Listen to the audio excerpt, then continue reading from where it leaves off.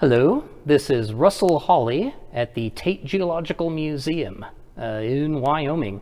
And today I'm going to be talking to you a little bit about bears.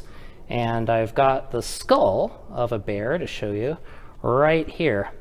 Now, we've been talking about teeth quite a bit in earlier episodes, and a bear provides a very good example of the omnivorous dentition. If you eat nothing but meat, what are you called? What's an animal that eats nothing but meat? Don't say an Australian. It's a carnivore. Carnivores eat nothing but meat. And then animals that eat nothing but plants are, anybody? That's right, herbivores. And then the ones that eat both plants and meat are, that's right, the omnivores. And bears are a very good example of that. They eat, of course, things like rabbits and ground squirrels and salmon, but quite a bit of their diet is leaves and fruits and berries and nuts and things like that. So in order to deal with that wide variety of different foods, the bear has a variety of different teeth.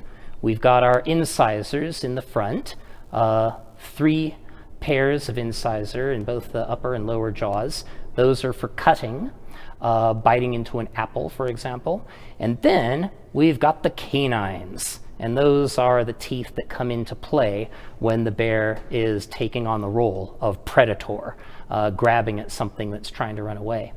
And then we've got the molar teeth in the back here, and in modern bears, there really isn't much carnassial blade development in these molars. They're adapted every bit as much for crushing as for cutting, and that's because there's so much vegetable material in the bear's diet. As you can see, these are clearly grinding and crushing teeth, good for breaking bones, but also good for eating the leaves and the berries and seeds that form the other part of the bear's diet. And in many species of bears, the bulk of the diet. There's one bear that eats nothing but plants. Can anybody name it?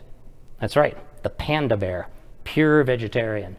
At the other extreme is the polar bear, and that is the bear in the world today that eats the most meat.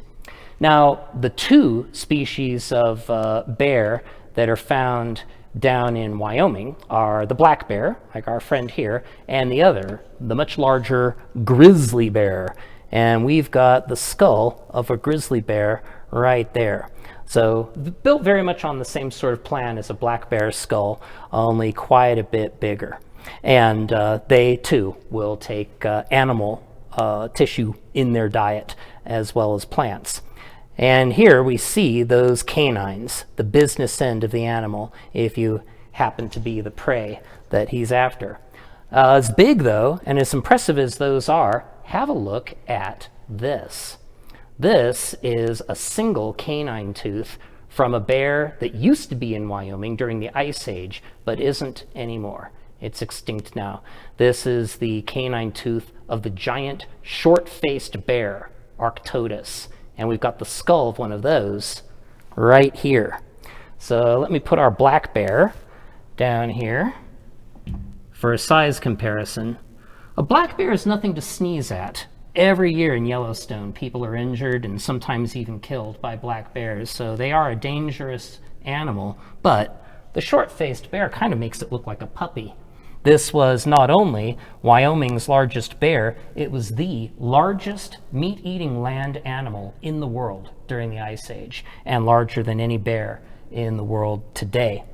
The short-faced bear, part of its name, comes from the great depth and the short structure of its snout there. So the head would have had a somewhat cat-like appearance with that short snout, but those teeth are definitely not cat-like teeth. Here once again we've got those grinders, so even the short-faced bear was probably taking in some vegetable material as well as meat. I also don't think it would be above scavenging.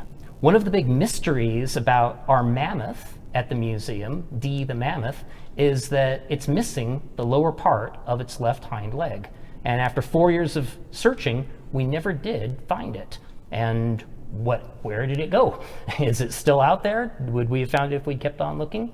We don't know. But it's possible that it was taken away by a scavenger. And if I'm going to point at a scavenger that can pick up a mammoth's leg and carry it off, it's this guy, the short-faced bear. And it inspired me to invent a little song, which I can share with you right now. And it goes like this.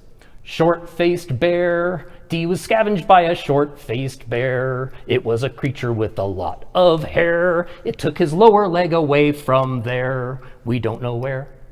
Well, I didn't say it was a good song.